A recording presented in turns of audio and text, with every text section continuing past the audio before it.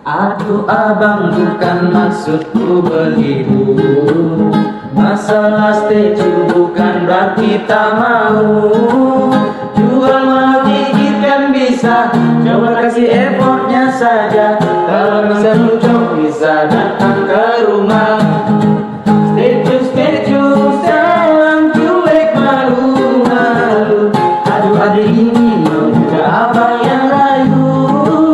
Statue sayang cuek malu-malu. Aduh adik ini mau juga abang yang rayu. Ya. Oke, selamat siang teman-teman. Kembali lagi bersama kami bertiga. Di sini kami bertiga akan melakukan podcast yaitu tentang wawasan pendidikan seni, yaitu materinya tentang informal. Nah, di sini boleh diperkenalkan. Ya, perkenalkan nama saya Taufik Hidayat. Saya Ignatius Jeni Rangga Saputra. Dan saya Iwan Eptaryadi. Nah, mungkin langsung saja ya kita ngobrol-ngobrol santai gitu tentang pengalaman di bidang seni begitu. Siap. Mungkin dari topik lah dulu, apa pengalamannya gitu untuk terjun ke dalam dunia seni gitu. Oke, baik. Mungkin apa yang gitu menjadi ketertarikan atau minat gitu dari kecil sehingga Kalau dari saya pribadi untuk Bro Jenny dan Iwan, Iya. di sini kan saya bidangnya di bidang musik, terutama di musik. Oh, di bidang musik. Ya. Oh, sama di dong. musik tradisi lah, Iya. yaitu kecapi. Oh. Kalau itu untuk kecapi saya untuk belajarnya itu otodidak. Oh. berarti lebih ke eksplorasi gitu Iya. lah. Oh, jadi ngulik-ngulik sendiri nih ya Iya. jadinya ya. Lihat permainan orang, terus diulik sendiri di rumah. Oh, betul. Tapi kalau secara apalah, secara pengalaman untuk belajar kecapi itu seperti apa kira-kira? Lebih pakomnya gitu yang dari kita sendiri untuk supaya bisa gitu bermain Iya, kecapi. Kan nggak ada ini nih lo kayak gitar kecapi itu. Kalau untuk pengalamannya sih itu tergantung dari diri kita sendiri, melihat permainan orang, terus kita menirukan supaya kita bisa itu terus belajar, mengulik misalnya dari cara bermainnya, dari cara metik kecapi itu bagaimana gitu. Dari begitu ya. Kecapi kan berbeda nih dengan gitar. Iya. Kalau gitar nih ada fretnya, ada chordnya. Kalau kecapi itu kan tidak ada. Oh, jadi begitu ya. Ya. Jadi gini, kalau Bang Taufik ini belajar kecapinya tuh itu pernah juga ya, semisal gini ya, ikut diajarin orang gitu pernah, atau ikut belajar sama orang gitu, apa pernah? Kalau untuk belajar ikut sama orang itu masih belum pernah. Masih belum pernah. Iya. Berarti memang ini memang murni skill pribadi ya, Iya. skill dari diri sendiri maksudnya gitu. Mengeksplor sendiri. Explore sendiri Iya. ya. Keren. Terus untuk Jenny atau Iwan, Kalau dari aku ya, terutama di bidang seni itu, kalau dari pengalaman kecil lah, kalau bermain musik itu tentunya lebih ke lebih ke eksplorasi karena dari kecil kan memang dari orang tua itu memang gak ada basic sama sekali, jadi lebih ke belajar mandiri gitu. Jadi dapatnya sendiri, lebih ke melihat orang yang bermain, jadi lebih belajar lah, menggali dari situlah skillnya ada. Tapi kalau bermain kecapi saya bisa sedikit lah, tidak terlalu mahir, cuman tahu gitu, paham lah untuk jadi bermain pengalamannya kecapi. berbeda tipis lah ya. Ya, berbeda tipis. Kan karena kita berbicara tentang informasi kan, itu kan sesuatu pelajaran yang kita dapat sendiri gitu, yang kita gali, kita eksplorasi tanpa batas gitu, tanpa adanya pakem yang kayak formal gitu kan. Formal kan itu kan lebih terstruktur gitu kan, dari pusatnya. Ya, lebih teratur kan. Nah, ada karena kita kan sistemnya gitu. informan kan lebih luas artinya. Sesuai kreativitas. Iya, sesuai kreativitas kita membangun berkarya. Jadi apapun itu semuanya bisa kita lakukan begitu. Tapi kalau saya mau nanya ini ya, kalau si Bang Iwan ini pernah itu ya, misalnya pengalaman dari mana gitu, atau ikut orang belajar itu pernah juga nggak? Kalau dari belajar untuk bermain kecapi dengan orang itu saya rasa saya ingat itu dulu nggak pernah. Nggak pernah. Iya, cuman melihat doang gitu. Terus belajar, minjam kecapi orang gitu buat belajar kan saking Pengen. ya pengen gitu. Oh, ini bermainnya gitu. Jadi gitu sih dulu awal bisa gitu. Terus si Iwan ini selain bermain kecapi, apakah ada alat musik lain yang bisa dimainkan? Iya, Bisa, yang ada yang lebih mahir lagi lah. Kalau bermain musik tradisional ya yang saya mahir itu gong, beduk, habis itu kenong bisa lah ya. Tapi yang lebih mahir itu beduk. Oh, Tuh yang saya lebih bisa. rajanya ya itu. Ya. Man jarang-jarang ke up gitu. jarang ketemu barangnya ya. Jarang ke up. siap. Paham lah ya. Baik. Oke. Jadi kalau si Mas Jenny nih, Ya, terakhir Apa ya nih? saya ya, terakhir ya. Nah, alat musik apa yang bisa dimainkan? Tradisi kah, modern kah, atau kalau saya ini lebih berbeda sih. Soalnya kalau saya ini lebih ke bertolak belakang dari punya kalian. Sebaliknya. Kalau saya ini lebih ke alat musik modern sih. Itu jatuhnya modern.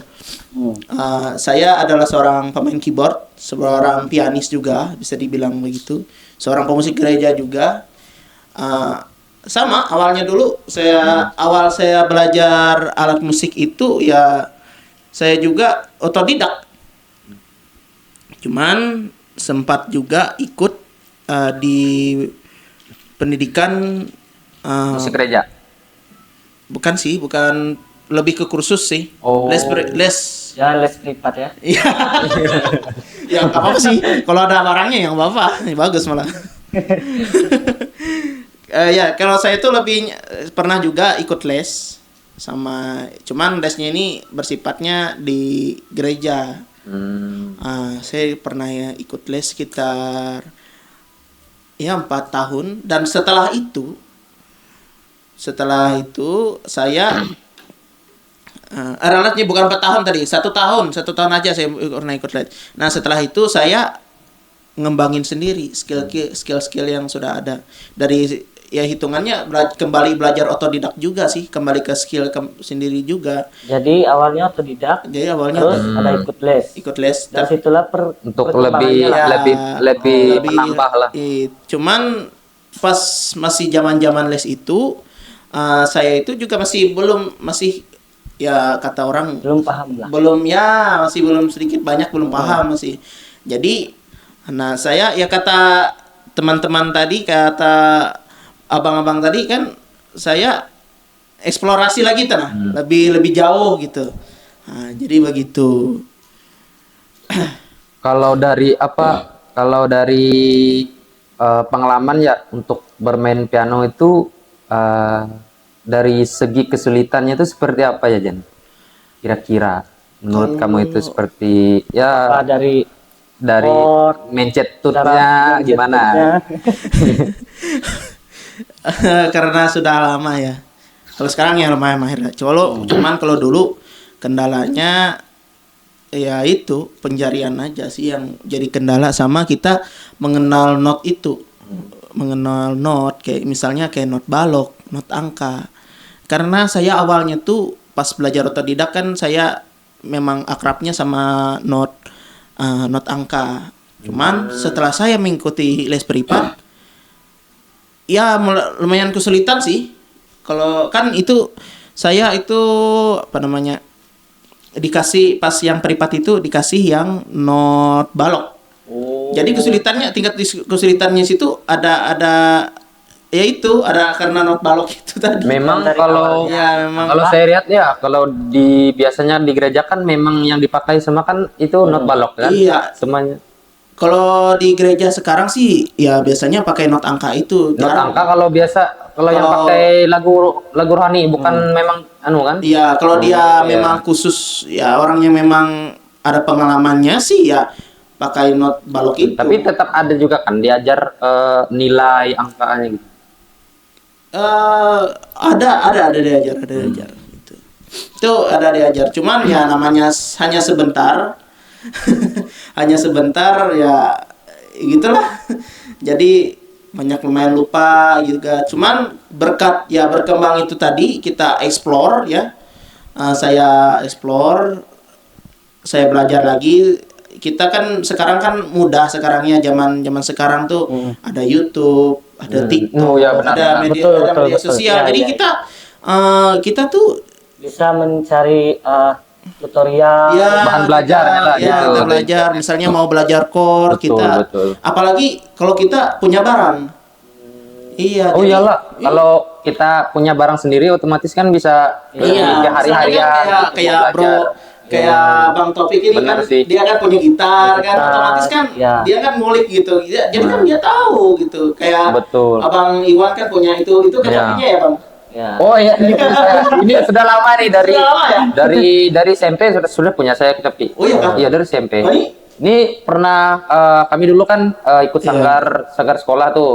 Oh, Jadi berarti pernah juga ya? pernah tampil di acara festival di Kapuas dulu tuh. Lupa saya itu. Oh. Kami Oh, jadi Bang Iwan ini dari Kapuas ya, kebetulan. dari Kapuas Tengah. Oh, gitu. Oke. Nah, jadi pertanyaannya ini menurut kalian berdua nih. Jadi jawabnya satu-satu ya. Iya. Pertanyaannya tuh menurut kalian berdua tuh secara apa ya? Secara sistematisnya lah bahasanya. Menurut kalian yang ilmu yang kita dapat melalui informasi ini diaplikasikan ke sekolah itu seperti apa? Apakah dari segi pengalaman itu ketika kita belajar musik itu mudah mengerti atau bagaimana? Gitu? Oh. Atau skill yang kita dapat gitu? Tentunya kalau kita sudah mendapatkan skill dari orang lain, dari lingkungan sekitar kita lah, tentunya kita bisa lebih mengembangkan itu lebih besar lagi. Jadi begitu. Kalau menurut saya sih katanya tadi kemana tadi ke sekolah lagi. Ya, ketika kita sudah di sekolah gitu, ilmu yang kita dapat dari diri kita gitu lah, dari belajar sendiri, menggali sendiri gitu. Ketika kita diaplikasikan sekolah, ada pelajaran itu apa kira-kira manfaatnya gitu? Manfaatnya sih kalau kita misalnya kita kan kalau dia kan ke sekolah nantinya kan. Nah, Ya pasti kalau kita sudah tahu itu kita akan lebih mudah memahami Oh, sebuah betul. pelajaran itu kan. ya, Betul. terutama di piano lah ada. Iya di piano. Di mana pun sih. SMP, SMA kan ada loh. Iya itu ada. Dan kelebihannya juga kita bisa lah dari yang Iya. ada nilai plus, ada Ya. nilai plus betul itu. Betul sih. Kalau menurut aku ada benarnya juga. Ketika sudah tahu gitu, intinya basic dasarnya lah. Ketika kita belajar di sekolah, itu pasti akan kita kembangkan lagi, eksplorasi lagi. Yang kita awalnya kita tahu nada dasarnya, oh ternyata lebih bisa lagi banyak kita mengetahui begitu berbagai apalah intinya variasi lah gitu. yang lebih dari dasarnya. Dan itu kan apa sesuai menurut Esther apalah teori Esther lah. Ya. Kan, ini ada teori dari dari Esther itu kan, lebih ke eksplorasi. Eisner ya kata Ya. namanya nih.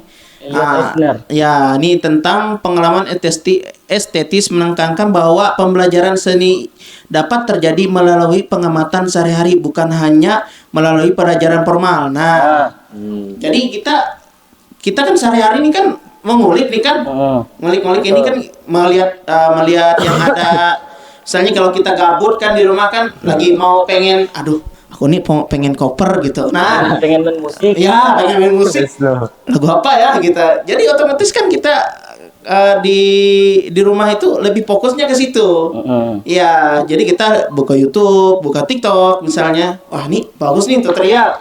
Jadi kita secara ya, jadi kan sudah skillnya kita jalan, apalagi dibantu sama itu ya otomatis bagus ya.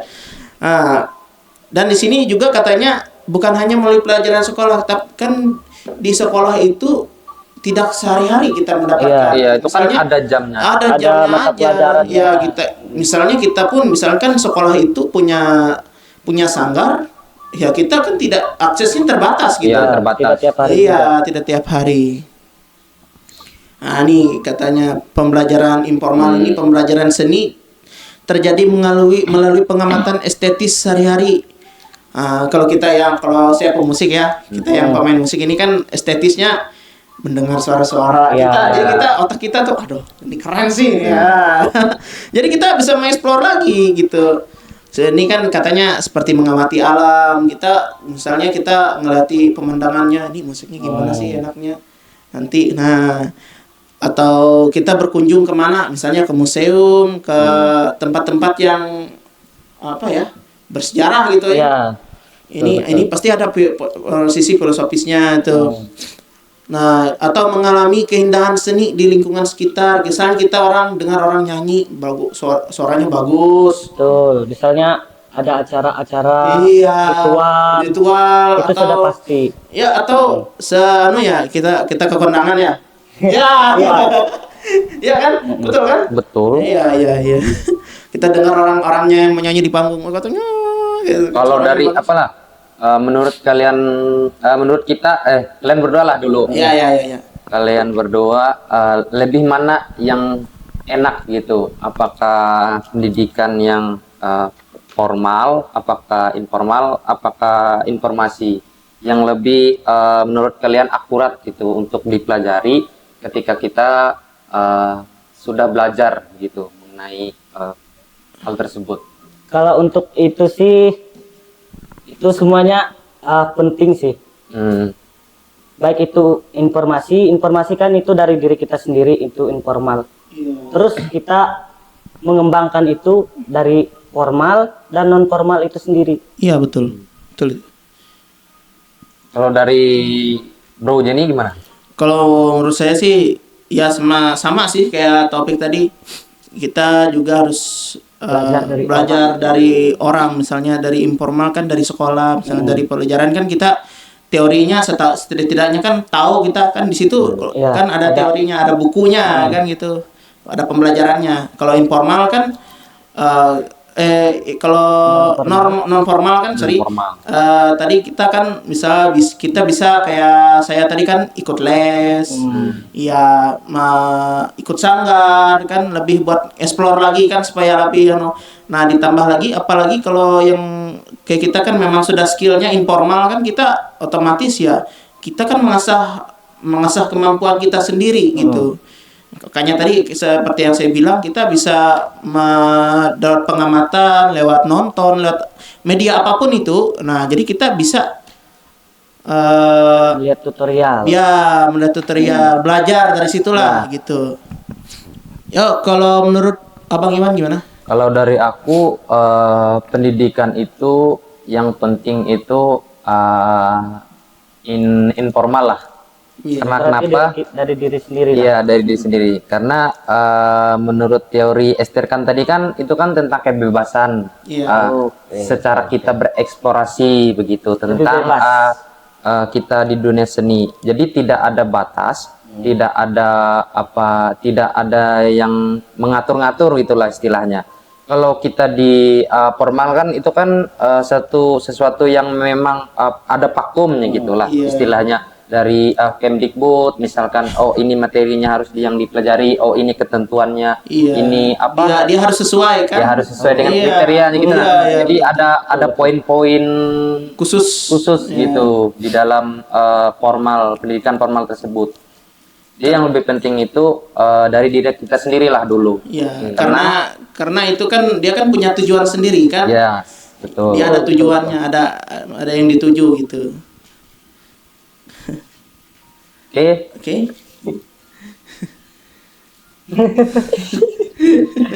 Oke. Kesimpulannya apa nih? Apa ya? Jangan lupa. Oh, Ya, jangan gitu lah. Jadi kesimpulannya jangan lupa update dirimu. oke.